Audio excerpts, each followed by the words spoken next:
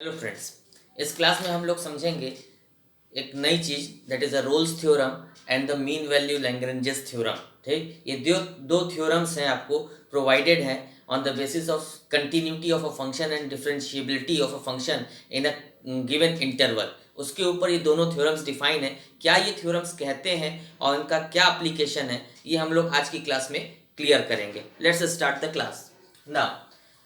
f is a given function to you in a closed interval ab to real number। ये function आप समझते हो कि ये फंक्शन क्या डिफाइन कर रहा है, that is from ab is a close interval, ab is a domain and real number जो है वो इसकी रेंज हो गई। ये फंक्शन इसमें डिफाइंड है। इस फंक्शन की बात ये कहता है कि अगर ये फंक्शन कंटिन्यूअस है, ध्यान दीजिएगा, डिफरेंशिएबल है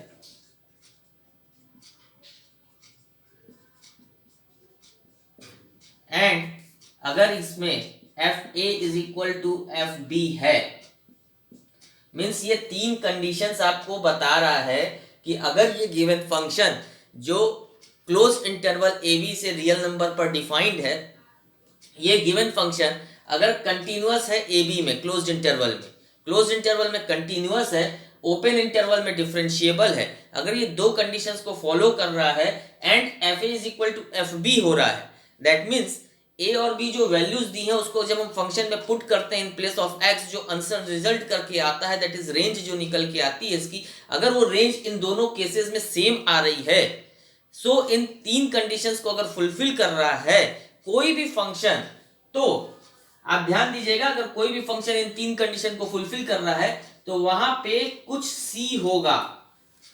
हो सकता है एक अकेला एलिमेंट हो सी, या हो सकता है कोई सी हो belonging to A comma B in this interval. कहां पे बिलोंग करेगा? ए कॉमा बी में बिलोंग करेगा। मतलब आप समझ रहे हो, ये आपका ए हो गया, ये आपका बी हो गया, सपोज करो, ठीक है ना। इस ए और बी के बीच में कहीं पे, यहां पे इस पूरे पार्ट में कहीं पे सी होगा। हो सकता है एक ही हो सकता है एक से ज्यादा वैल्यूज हो, सो दैट इज वाई सम सी लिखा है। ये होगा ही होगा। ये क्या कर रहा है कि अगर ये तीनों कंडीशन फुलफिल होती है, सो कोई ना कोई C as an element A comma B में जरूर प्रेजेंट होगा, सच दैट ऐसा होगा कि F dash C is equal to 0। ऐसा कोई ना कोई सी उसमें जरूर प्रेजेंट होगा। ये रोल्स थ्योरम एक्सप्लेन कर रहा है।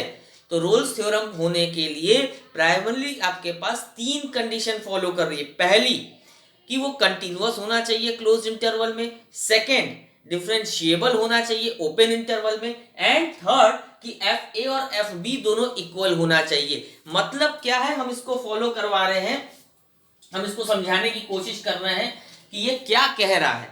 आप ये देखिए कि सपोज कोई फंक्शन ऐसे है, एफ ए और एफ बी इक्वल होने का मतलब क्या हुआ कि जब आप क्वेश्चन में ए और बी आप पुट करो किसी फंक्शन में, तो जो ए पुट करने पर आंसर आएगा वो यहाँ पे प्लॉट होगा, और बी पुट करने पर जो आंसर आएगा एफ बी वो भी प्लॉट होगा, और दोनों सेम होना चाहिए। मतलब जो फंक्शन होना चाहिए वो समवॉट लाइक दिस हो कि उसका इस पॉइंट पे और इस पॉइंट पे जब ए को आप पुट करो,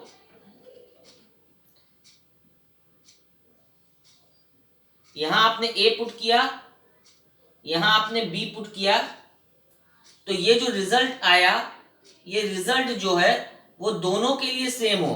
मीन्स एफ ए पुट करने पर भी वही रिजल्ट आए, एफ बी पुट करने पर भी वही रिजल्ट आए। सपोज समझ में आ रहा है आपको कि क्या कहने का मतलब है? ठीक, जैसे अगर कोई फंक्शन, रुकिए, अगर हम ये बना दें,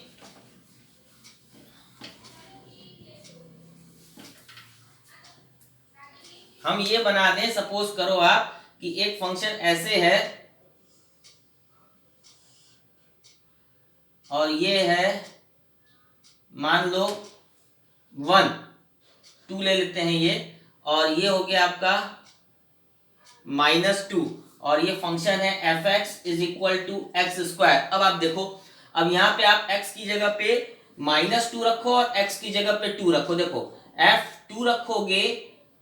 f2 रखोगे तो आंसर 4 आया, f-2 रखने पर भी आंसर 4 आया। ध्यान देना आप, तो ये जो वैल्यू आ रही है, ये जो आ रहा है ये 4 है, इधर से भी, इधर से भी, ये जो वैल्यू है ये 4 है। दैट इज ये कहना चाह रहा है कि जब हम ये वैल्यू रखें और ये वैल्यू रखें, एफ ए, ये मान लो ये ए को डिनोट कर रहा है, मान लो ये बी वाली वैल्यू है, ये एक्स एक्सिस पर ए कॉमा बी ये दिया, ये क्लोज इंटरवल है, तो इसके अंदर इस पे अगर जब हम ए को पुट करते हैं तो जो आंसर आए और जो बी को पुट करने पर आंसर आए वो सेम आए। अगर कोई फंक्शन ऐसा है तो वो कैसे बना होगा ये हम इसके थ्रू निकाल रहे हैं कि अगर किसी फंक्शन में ये पॉसिबिलिटी है तो या तो फंक्शन ऐसे बना होगा, ठीक, या अभी हमने जैसे बनाया था वैसे बना होगा, कोई फंक्शन ऐसे बना होगा, सो दैट कि ये जो वैल्यू है यहाँ पे दोनों जगह पे ये वैल्यू टैली कर रही होगी। दैट मीन्स एट ए और एट बी जो आंसर आ रहा होगा एफ ए और एफ बी दोनों इक्वल हो रहा होगा। तो या तो फंक्शन ऐसे होगा या फंक्शन ऐसे होगा, या और भी एक तरीका हो सकता है कि फंक्शन ऐसे बना हो आपका। आप देखिए इस a पर और इस b पर जब x की वैल्यू a है और जब x की वैल्यू b है तो दोनों पे आंसर क्या आ रहा है, दोनों पे आंसर जो आ रहा है वो 0 आ रहा है भाई में, मींस दोनों पे आंसर 0 आ रहा है। ऐसे हो या ये कहीं बीच में बना हो, मान लो ये a हो गया, ये b हो गया, a और b दोनों रखने पर आंसर क्या आ रहा है, सेम आ रहा है। तो एफ ए और एफ बी दोनों पे आंसर आपका सेम आ रहा है। मींस ऐसे जो फंक्शंस बने हैं ये सारे फंक्शंस की ये कंडीशन क्या बताना चाह रहा है कि अगर ऐसा फंक्शन है और ये फंक्शन कंटिन्यूअस भी है, ध्यान दीजिएगा हम ये वाला मिटा दे रहे हैं, अच्छा मिटा देंगे तो फिर समझ में नहीं आएगा, रुकिए हम इन शॉर्ट इसको ड्रॉ भी कर दे रहे हैं। मान लो ये है, ये ठीक है ना, ये ए पर ये बी पर, ठीक, हाँ, तो एक ये टाइप का हो गया, इस टाइप का हो गया, इस टाइप का या इस टाइप का, ये जितने भी टाइप्स ऑफ फंक्शन है सब में क्या फॉलो कर रहा है, f A is equal to F b follow कर रहा है। क्लियर है? अब ये फंक्शन कंटिन्यूअस भी होना चाहिए, मींस ए से लेके बी में, ए से लेके बी में आप ये देखो ये फंक्शन स्मूथली ड्रॉ हो रहा है कि नहीं हो रहा है, without lifting a pen draw हो रहा है, that means the function is continuous. ठीक है, अब ये डिफरेंशिएबल होना चाहिए ओपन ए और बी में। ओपन क्यों बोला है, आपको पता होगा कि डिफरेंशिएबिलिटी एट पॉइंट्स जब हम देखते हैं इन क्लोज इंटरवल तो वहां पे टेंजेंट नहीं बन पाता है, और डिफरेंशिएबिलिटी का मतलब क्या होता है, फॉर्मिंग एंड टेंजेंट। तो क्योंकि टेंजेंट नहीं बन पाता है इस ओपन पॉइंट पे, इसलिए इस पॉइंट को छोड़ दिया जाता है और रिमेनिंग पॉइंट पे देखा जाता है। तो ये पूरे बचे हुए पॉइंट्स पर, यहाँ पे किसी भी पॉइंट पर आप टेंजेंट बना सकते हो। आप देख लो टेंजेंट हर एक पॉइंट पर पॉसिबल है, कोई भी पॉइंट पर आप टेंजेंट बना सकते हो इसमें, and therefore the function is differentiable at any point within the interval a b. आप चाहे कोई भी ले लो, यहाँ पे हर जगह आप टेंजेंट बना सकते हो, कोई प्रॉब्लम नहीं है।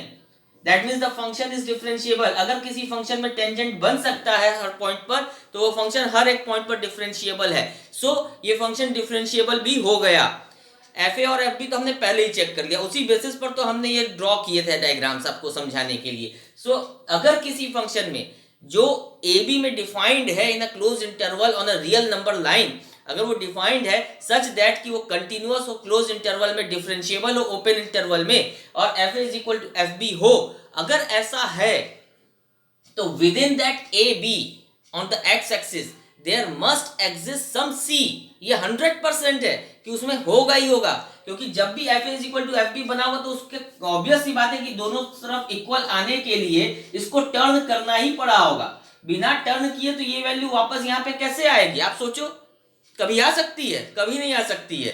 तो ये इक्वल आया ही होगा, तो इक्वल आने के लिए ये टर्न किया ही होगा कर्व, और जब कर्व टर्न किया होगा तो जो यहाँ पे टेंजेंट बनेगा, मीन्स क्या कर रहा है, कोई एक ऐसा सी होगा सच दैट कि F dash C is equal to 0 होगा। एफ डैश सी मतलब क्या, जब एफ डैश एक्स आया होगा आपका और एक्स की जगह पे सी पुट किया गया होगा, यही ना एफ डैश सी आएगा। तो एफ डैश सी क्या बताता है, आपको याद है, एफ डैश एक्स डिफरेंशिएशन क्या बताता है, टेंजेंट बताता है, तो टेंजेंट का स्लोप। तो f dash C is a slope of the tangent at c and that slope is equal to 0। तो अगर किसी लाइन का slope, tangent is a line और उसका स्लोप डिफरेंशिएशन से पता चलता है, तो अगर वो स्लोप 0 दे रहा है, दैट मीन्स अगर किसी लाइन का स्लोप 0 है तो लाइन कैसी होगी, आप सोचो, आपने 11th में पढ़ा है कि अगर किसी लाइन का स्लोप 0 होता है तो वो कैसी लाइन होती है, that is a line parallel to x axis. Means जब भी f A is equal to F B हो रहा होगा तो वहां कोई ना कोई ऐसा पॉइंट जरूर होगा जो जैसे ये वाला पॉइंट है, अब ये इन सी इधर कहीं आ रहा होगा और इस सी के ऊपर आप टेंजेंट बना, ये टेंजेंट क्या है, that is parallel to x axis. आप बनाओ यहाँ पे टेंजेंट बनाओ, ये सी है मान लो, इसमें टेंजेंट बनाओ, it is parallel to x axis आ जाएगा। यहाँ देखो दो पार आएगा, एक ये, दोनों में टेंजेंट बनेगा और सी के ये एक्स एक्सिस के पैरेलल आ जाएगा, तो एफ डैश सी 0 होगा। मीन्स ऐसा एक सी जरूर बिलोंग करेगा within that a comma b, such that कि जब उसके ऊपर टेंजेंट बनाया जाएगा तो वो tangent 100% parallel to x axis होगा ही होगा। दैट मीन्स वो टेंजेंट इज जो स्लोप होगा उस टेंजेंट का 0 होगा ही होगा। सो फुल एंड फाइनल जो कंक्लूड होता है रोल्स थ्योरम, वो क्या बता रहा है, रोल्स थ्योरम आपको ये बता रहा है कि अगर कोई फंक्शन आपको दिया हुआ है, रियल वैल्यूड फंक्शन है, अगर आपका रियल फंक्शन दिया हुआ है which is continuous in the close interval and it is differentiable in the open interval, then and F A is equal to F B, then obvious C बात है there must exist some C that means it may be a single C, और हो सकता है एक सी से ज्यादा की सी की वैल्यूज आ जाए, जिसके ऊपर जब आप टेंजेंट ड्रॉ करोगे उस पॉइंट पर, उस कर्व पे, तो वो जो टेंजेंट आएगा that is parallel to x axis, that means उस टेंजेंट का जो स्लोप होगा वो 0 होगा। ठीक है, तो ऐसा सी होगा, तो ये कंफर्म करता है रोलिस थ्योरम। क्लियर है, तो रोलिस थ्योरम आपको एक ऐसा point on the curve provide करता है इन अ गिवन इंटरवल जिसके ऊपर अगर टेंजेंट बनाया जाए तो tangent parallel to x axis होगा। नाउ अब हम एक का क्वेश्चंस ले रहे हैं जो ये रोल्स थ्योरम को फॉलो करता है, उसके ऊपर बेस्ड हम क्वेश्चंस ले रहे हैं और आपको सॉल्व करके दिखाएंगे कि उसका सॉल्यूशन कैसे होता है। जैसे हम एक क्वेश्चन ले रहे हैं, f x is equal to x square plus 2x minus 8 and x belongs to -4,2।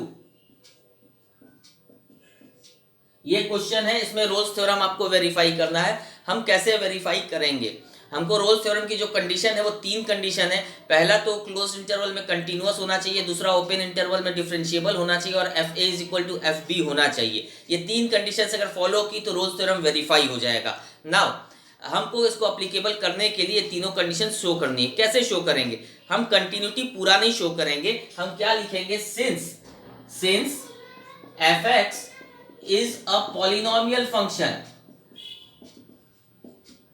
हमने शॉर्ट में लिखा है फंक्शन, आप पूरा लिखिएगा, F x is a polynomial function so it is continuous. Obviously बात है, ये हमको पता है कि पॉलिनोमियल फंक्शन कंटिन्यूअस होता है पूरे रियल नंबर पे, तो हमको इसके ऊपर शो करना है, तो हम इसके ऊपर लिख देंगे this function is continuous, so it is continuous at this interval, close interval. Now हम अब सेकंड चीज निकालेंगे, डिफरेंशिएशन दिखाना है, सो एफ डैश एक्स निकालेंगे। आपको पता है इसका एफ डैश एक्स निकालेंगे तो 2x प्लस 2 निकल के आएगा, ये इसका डिफरेंशिएशन हुआ, इसका डिफरेंशिएट करके हमने लिखा है। नाउ ये डिफरेंशिएशन, क्या ये डिफरेंशिएशन दिखा रहा है आपको कि ये जो फंक्शन है ये इस इंटरवल के बीच में डिफरेंशिएबल है? ऑब्वियस सी बात है, इसमें कोई ऐसी वैल्यू नहीं है -4 से 2 में जिसके ऊपर इसको पुट किया जाए तो इनवैलिड आंसर आ जाए, या आरएचडी या एलएचडी निकालने पर वो इनफिनाइट आ जाए या इक्वल न आए।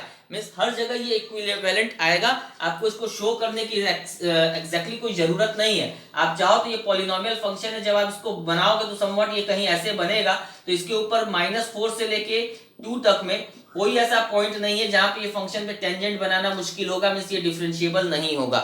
सो it this function is differentiable everywhere, so ये डिफरेंशिएबल हो गया, therefore fx is differentiable in -4,2। ये एग्जैक्टली इससे पता चल गया, which clearly shows that fx is differentiable in this interval। so ये दो कंडीशंस हम ऐसे ही नोट डाउन कर देंगे और मान ली जाएगी। थर्ड कंडीशन आती है आपके पास F A is equal to F B, तो एफ -4 निकालोगे F2, ये ए हो गया ये बी हो गया, f -4 x की जगह पे -4 पुट कर दो और इसको सॉल्व करो, और इसी तरह यहाँ पे 2 पुट कर दो तो 2 का स्क्वायर प्लस 2 इंटू 2 माइनस 8, ये कितना आ जाएगा 16 माइनस 8 माइनस 8, ये 0 आ गया, ये आ गया 4 प्लस 4 माइनस 8, ये भी 0 आ गया। सो ये क्या दिखा रहा है कि f of minus 4 is equal to f2 is equal to 0. That means the first condition that is continuous, second condition differentiable and the third condition this. ये तीनों वेरीफाई कर रही है, फॉलो कर रही है, hence fx, hence Rolle's theorem is applicable for the given function. So there must exist some c in belonging to a comma b for which f dash c is equal to 0। इस तरह से लिखेंगे। अगर ये तीनों condition follow हो जाती है तो हम ये लिखेंगे कि रोल्स थ्योरम यहाँ पे अप्लीकेबल हो गया, और अप्लीकेबल होने के बाद वहां पे कोई ना कोई ऐसी सी की वैल्यू जरूर एग्जिस्ट कर रही होगी within that interval a b, so that कि एफ डैश सी 0 होगा। अब हमारा काम है कि इस एफ डैश सी को फाइंड आउट करना है कि वो एफ डैश सी की कौन सी ऐसी वैल्यू जिसके ऊपर एफ डैश सी 0 होगा। तो c की value for which f dash c 0 करना है, f dash c is equal to 0। तो f डैश x आपने यहां निकाला है, आप ध्यान दीजिएगा f डैश x है। अब इसमें x की जगह आप c रख दो तो ये आ जाएगा 2c plus 2 is equal to 0। अब इस c के लिए आप कैलकुलेट कर दो, ये आ जाएगा c is equal to -1, and this -1 जो c की वैल्यू एक ही आ रही है, दो आएगी तो दोनों यहां निकलेगी। जो भी वैल्यू आएगी that should belong to -4, 2 open interval, ध्यान दीजिएगा, ठीक है ना। ओपन इंटरवल में लाइक करना चाहिए, कोई ऐसी वैल्यू नहीं आनी चाहिए जो इसके बाहर हो। अगर इसके बाहर की कोई सी की वैल्यू होगी तो उसको एक्सक्लूड कर देंगे, वही वैल्यू लेंगे जो इस इंटरवल में आ रही है। तो ये सी की वैल्यू -4 से 2 के बीच में आ रही है, सो ये सी ये आ गया। सो ये सी अब शो क्या करता है, यहां तक आपका क्वेश्चन पूरा हो गया।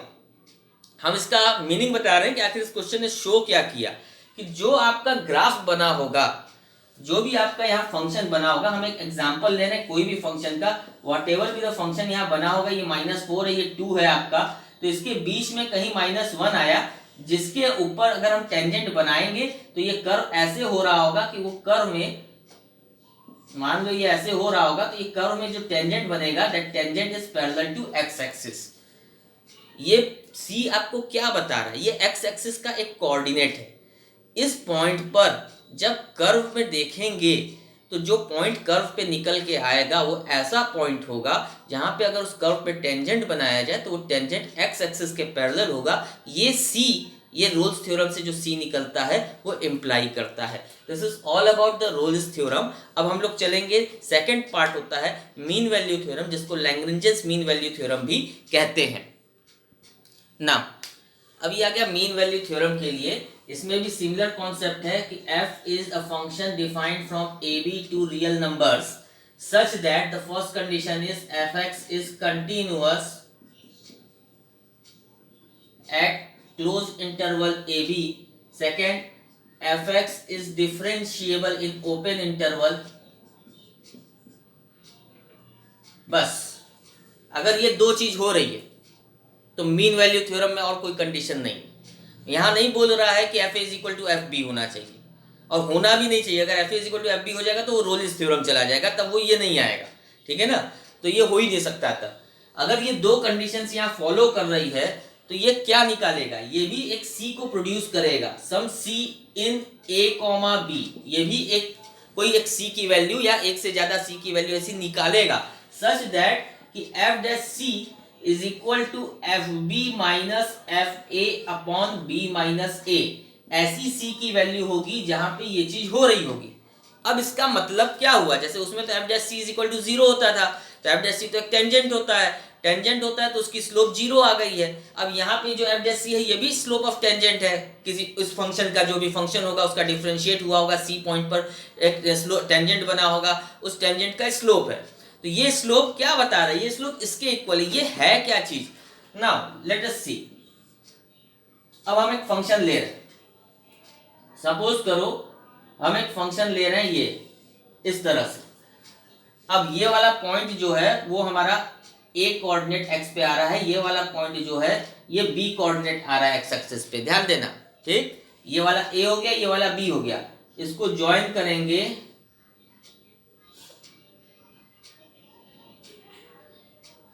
ठीक, इन दोनों को हमने कोऑर्डिनेट्स को ज्वाइन कर दिया, ये मान लो आपका पी कोऑर्डिनेट हो गया, ये क्यू कोऑर्डिनेट हो गया। पी की वैल्यू क्या होगी, बी कॉमा एफ बी, और क्यू की कोऑर्डिनेट्स क्या हो जाएंगे, ए कॉमा एफ ए, ध्यान दीजिएगा यही कोऑर्डिनेट्स आएंगे। ठीक है, अब ये कह क्या रहा है कि इस ए से बी के बीच में कोई एक पॉइंट सी होगा, ऐसा कोई पॉइंट सी होगा कि जिसके ऊपर जब टेंजेंट ड्रॉ किया गया होगा तो वो टेंजेंट किसके इक्वल आएगा, इसके इक्वल।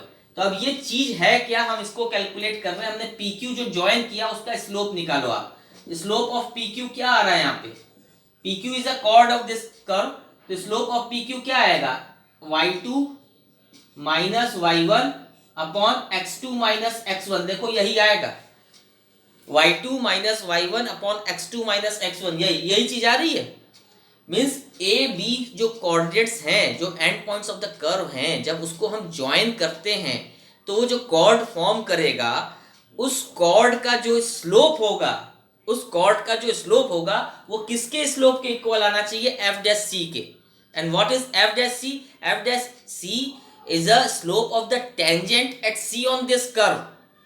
सी, एफ डैश सी क्या है, स्लोप है, किसका स्लोप है, टेंजेंट का स्लोप है। कौन से टेंजेंट का, जो इस कर्व पे एक सी पॉइंट पर एक टेंजेंट बन रहा होगा, ये सी है, इस पॉइंट पर यहां पे एक टेंजेंट बन रहा है, इसका स्लोप है। तो इसका स्लोप और इसका स्लोप इक्वल होगा। तो अगर स्लोप्स इक्वल होते हैं तो वो क्या शो करता है, पैरेलल शो करता है। मींस ये वाली जो टेंजेंट की लाइन है वो इस कॉर्ड के पैरेलल होगी। तो ये क्या इंप्लाई किया पूरा का पूरा, इसकी कहानी क्या है, ये एक ऐसा थ्योरम है जो आपको किसी कर्व के ऊपर एक ऐसा पॉइंट प्रोवाइड करता है कि उस पॉइंट पर जब हम टेंजेंट बनाएंगे तो वो जो टेंजेंट बनेगा वो गिवन कॉर्ड से, गिवन कॉर्ड कैसे, गिवन कैसे हुआ, जो कोऑर्डिनेट्स हैं उन कोऑर्डिनेट्स को ज्वाइन करके जो एक कॉर्ड बनेगा उस कॉर्ड के पैरेलल आएगा। रोलिस थ्योरम क्या बता रहा था, रोलिस थ्योरम बता रहा था कि जो सी पॉइंट ऐसा पॉइंट होगा कर्व के ऊपर कि जिसके ऊपर अगर टेंजेंट बनेगा उस कर्व पे तो वो टेंजेंट एक्स एक्सिस के पैरेलल होगा। अब यहाँ एक्स एक्सिस की बात नहीं कर रहा है, यहाँ पैरेलल तो है लेकिन किसके पैरेलल है, गिवन कॉर्ड के। और ये कौन सा कर्व बनेगा, जहां f A is not equal to F b. ये वाला जो एफ ए है, ये वाला एफ ए जो आया है ये एफ ए है, ये ध्यान दो, और एफ बी तो यहां आया है आपका, ये एफ बी है और ये एफ ए है, ध्यान दीजिएगा। F a and f b have a difference, अलग अलग जगह है। अच्छा, ये भी आपके कई तरह के बन सकते हैं, ऐसा कोई जरूरी नहीं है। अब हम अलग अलग नहीं बता रहे, एक से ज्यादा पॉइंट्स भी आ सकते हैं। अब हम एक क्वेश्चन लेंगे जिसमें हम लैग्रेंजेस मीन वैल्यू थ्योरम को फॉलो करवाएंगे। नाउ देखिए, हमने एक क्वेश्चन नोट डाउन किया है, f x is equal to this in 1,4, this function is again a polynomial function which is defined in 1,4, close interval दिया है। सो हमें क्या बताना है, since f x is a polynomial function,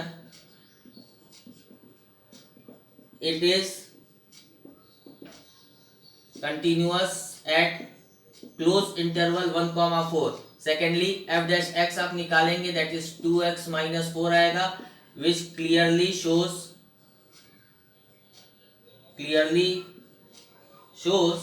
that fx is differentiable in open interval 1,4. Like this हम खाली लिख देंगे। अगर वो पॉलिनोमियल फंक्शन, आपको पता है कि फंक्शंस कैसे होते हैं, जो कंटिन्यूअस हैं, जो डिफरेंशिएबल होते हैं, ठीक। सो ये फंक्शंस को हम डायरेक्टली स्टेट कर देंगे, अदरवाइज और कुछ नहीं लिखना है, ठीक। ये फंक्शन कंटिन्यूअस है। कौन से कंटिन्यूअस नहीं होते हैं, जैसे ग्रेटेस्ट इंटीजर फंक्शन होता है, ये कंटिन्यूअस नहीं होता है, ये डिफरेंशिएबल भी नहीं होता है, ठीक है ना। तो ये आपको पता है कि किस तरह के फंक्शंस कंटिन्यूअस नहीं होते हैं, डिफरेंशिएबल नहीं होते हैं। कुछ ऐसे फंक्शंस होते हैं जो किसी किसी पॉइंट पर डिफरेंशिएबल या कंटिन्यूअस नहीं होते हैं। अब जैसे अगर आपका ये आ गया log x, अब आप इसका डिफरेंशिएट करेंगे 1/x, और आपको अगर इंटरवल दे दिया है -1 to 1, ध्यान दीजिएगा, हम आपको समझा रहे हैं कि कहाँ पे नहीं होगा, ठीक। तो जब आप इस इंटरवल को ध्यान से देखोगे -1 से 1, तो इसमें 0 एक एलिमेंट आएगा। ऑब्वियसली जब 0 यहाँ पुट कर दोगे तो इनडिटर्मिनेबल आ जाएगा, जब इनडिटर्मिनेबल हो गया तो फंक्शन कैसे एग्जिस्ट करेगा, it is not defined. So log x is defined, but log x जब आपका 1/x आ जाएगा तो 1/x उस इंटरवल में डिफाइन नहीं हो पाएगा. So there are many such cases जहाँ पे फंक्शन डिफरेंशिएबल नहीं हो पाते या कंटिन्यूअस नहीं हो पाते हैं किसी जगह पे. सो हमें वो चीज ध्यान देनी पड़ती है कि ऐसे कौन से पॉइंट्स हैं. यूजुअली तो हमारा ये डायरेक्ट लिखा जाता है और कुछ इसमें होता नहीं. जब ये दो कंडीशंस आ गई तो हम लिखेंगे हेंस मीन वैल्यू थ्योरम, पूरा आप लिखोगे, एमवीटी मत लिखिएगा, is followed in fx, so there must exist some c belonging to 1,4 such that f dash c is equal to f4 minus f1 upon 4 minus 1. क्या मतलब था? f dash c is equal to fb minus fa upon b minus a. अगर ये दो condition follow हो रही है तो वहां c जरूर एग्जिस्ट कर रहा होगा जो इस तरह से रिलेट कर रहा होगा. मतलब क्या है, f dash c को अगर आप यहाँ पे इसको सॉल्व करोगे, f4 कैसे आएगा? x की जगह पे हम 4 रखेंगे, x की जगह पे आप 4 रखोगे तो 4 का स्क्वायर माइनस 4 इंटू 4 माइनस 3, ये आया f4. f1 x की जगह पे हम 1 रखेंगे तो 1 का स्क्वायर माइनस 4 इंटू 1 माइनस 3, ये आया, divided by 4 minus 1 that is 3 आ जाएगा. सॉल्व करोगे तो 16 माइनस 16 कट गया, minus 3 1 minus 4 minus 3 minus 7 minus 7 plus 1 minus 6. देख लीजिएगा गलत ना हो, चेक कर लीजिएगा. Minus 3 plus 6, 6 minus 3 3 upon 3 that is 1. ये क्या निकल के आया? ये f डैश c निकल के आया 1. अब f डैश c क्या है? f डैश x था 2x माइनस 4, तो हम रख देंगे x की जगह पे c रख देंगे तो f डैश c निकल के आएगा 2c minus 4 is equal to 1, 2c is equal to 5, c is equal to 5/2 and this 5/2 must lie inside 1,4. अगर ये नहीं लाई करेगा तो ये गलत हो जाएगा. सो 5/2 मतलब 2.5 ये 1,4 के बीच में होता है एंड देयरफॉर ये सेटिस्फाई कर दे रहा है. मींस ये एमवीटी थ्योरम यहाँ पे अप्लीकेबल भी हो रहा है और सी की वैल्यू भी ऐसी प्रोवाइड कर रहा है जो कि ये कहता है कि अगर ये अप्लीकेबल है तो वहाँ कोई ना कोई सी जरूर होगा जो इस रिलेशन को फॉलो करेगा. मीन्स जब आप 1,4 मीन्स f1 और f4 को ज्वाइन करके एक कॉर्ड बनाओगे तो वो जो कॉर्ड आएगा वो पैरेलल होगा. किस टेंजेंट के? वो टेंजेंट जो 2.5 पे बना होगा. मींस f 2.5 पे जो टेंजेंट बना होगा या वो कोऑर्डिनेट कौन सा होगा? 2.5 और f 2.5. इस कोऑर्डिनेट पे कर्व के ऊपर जो टेंजेंट बना होगा उस टेंजेंट के पैरेलल इससे बनने वाले कॉर्ड का स्लोप होगा. मींस इससे जो स्लोप आएगा कॉर्ड का और इसका जो स्लोप आएगा दोनों का स्लोप सेम होगा. मींस ये जो टेंजेंट बनेगा वो पैरेलल होगा इस कॉर्ड के. ये यहाँ पे वेरीफाई करता है मीन वैल्यू थ्योरम. ठीक, हमको क्या करना था? क्वेश्चन अगर हमको दिया है तो हमको खाली ये वैल्यू कैलकुलेट करनी थी. ये सब चीजें हमको नहीं दिखानी है, ये कुछ भी नहीं है, ये इम्प्लीकेशन है जो हम आपको बता रहे हैं. आपका काम खाली इतना था कि ये लिखिए, ये एग्जिस्ट करता है, ये बताइए, f डैश c ये कैलकुलेट कीजिए यहाँ पे जिससे c की वैल्यू निकल के आए और ये c की वैल्यू इस इंटरवल में रहे. अगर इतना है तो दैट मीन्स आपका ये कंप्लीट हो गया. एक अच्छा सा क्वेश्चन है और जिसको हम कंसीडर करेंगे, इसको हम रब कर ले तब तक. ना ये क्वेश्चन देखिए, ये क्वेश्चन दिया हुआ है कि एक फंक्शन है आपका क्लोज इंटरवल -5 to 5 से लेके रियल नंबर के ऊपर which is differentiable function. It is provided in the question कि this function is differentiable. Now one more important thing, हम लोग ने लास्ट क्लासेस में डिस्कस किया कि अगर कोई फंक्शन डिफरेंशिएबल होगा तो obviously that function is continuous also. Without continuity no function is differentiable. So ये ऑब्वियस सी बात है कि अगर कोई फंक्शन डिफरेंशिएबल है तो कंटिन्यूअस भी होगा. मींस अगर ये फंक्शन आपको ये लिखा है क्वेश्चन में कि it is differentiable, it is given that fx is differentiable, that means therefore आप ये भी लिख सकते हो कि fx इज कंटिन्यूअस. ये ऑटोमेटिकली सी चीज आ जाएगी अगर ये दिया है पहली लाइन तो. नाउ और ये दिया है कि and if f dash x does not vanish anywhere. What does it mean? Means f dash x कभी भी जीरो नहीं होता है, कोई ना कोई वैल्यू जरूर प्रोवाइड करता है f dash x. It does not vanish, zero नहीं होता है, खत्म नहीं होता है. it provides you certain definite value and it does not vanish out anywhere and therefore you have to prove this. So अगर ये दो कंडीशन है तो ये दो कंडीशन किस तरह के थ्योरम को फॉलो कर रही है? ये फॉलो कर रही है एमवीटी को। ये अप्लीकेबल हो गया कि ये थ्योरम अप्लीकेबल हो जाएगा। थर्ड कंडीशन नहीं है रोलिस थ्योरम वाली कि f A is equal to F b, वो तो ये बता रहा है कि है ही नहीं। तो ये यहीं से समझ में आ जाएगा कि it is not a Rolle's theorem. ये दो कंडीशन ही है, इन दो कंडीशन से हमारा मीन वैल्यू थ्योरम यहाँ पे अप्लीकेबल हो जा रहा है। अब हमको ये दिखाना है कि अगर ये मीन वैल्यू थ्योरम अप्लीकेबल हो जा रहा है सो वहां पे कोई ना कोई एक सी जरूर होगा, एफ डैश सी, कोई ना कोई एफ डैश सी जरूर होगा such that F of minus 5 मतलब नहीं 5 sorry F B minus F A upon B minus A.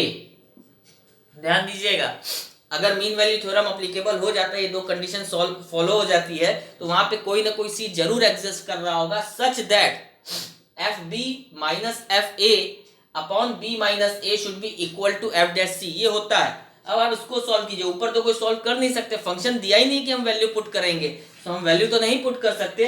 5 minus minus 5 that is 5 plus 5 10 हो जाएगा। ये 10 इधर आ जाएगा and that is 10 into f dash C is equal to F of 5 minus F of minus 5। ध्यान दीजिएगा, ये चीज फॉलो करेगी। ठीक, नाउ हमको ये दिया हुआ है कि F dash x does not vanish anywhere. Does not vanish anywhere मतलब एफ डैश एक्स अगर कहीं पे भी जीरो नहीं होता है, दैट मीन्स एफ डैश सी भी कहीं पे जीरो नहीं होगा। अगर एफ डैश सी कहीं पे जीरो नहीं होगा तो 10 इंटू एफ डैश सी भी कहीं पे जीरो नहीं होगा। अगर एफ डैश सी नहीं होगा तो 10 इंटू एफ डैश सी भी कहीं जीरो नहीं होगा। 10 इंटू एफ डैश सी मतलब this, that is F of 5 minus F of minus 5 is not equal to 0। अब आप इसको इधर ले जाइए तो ये आ जाएगा F of 5 is not equal to F of minus 5। This is what you have to prove and it is hence proved. ठीक है, तो हमने रोलिस थ्योरम आपको बताया, हमने लैग्रेंजेस मीन वैल्यू थ्योरम आपको बताया। ये थ्योरम आपको क्या प्रोवाइड कर रहे हैं? ये एक नजरिया दे रहे हैं, एक आपको व्यू प्रोवाइड कर रहे हैं कि अगर किसी फंक्शन में ये फॉलोइंग कंडीशन फुलफिल कर रही है तो वहां पे कोई ना कोई ऐसा पॉइंट जरूर लाई करेगा जो या तो रोलिस थ्योरम के हिसाब से एक टेंजेंट प्रोवाइड करेगा जो एक्स एक्सिस के पैरेलल होगा, या एमवीटी के हिसाब से एक ऐसा पॉइंट प्रोवाइड करेगा जिसके ऊपर टेंजेंट बनाया जाए तो वो टेंजेंट पैरेलल होगा गिवन कॉर्ड के। ठीक, ये दो चीजें इन थ्योरम्स के थ्रू आपको पता चल रही हैं जिनको हमने कुछ क्वेश्चन सॉल्व करके भी आपको दिखाया। That's all for this class. Thank you and good bye.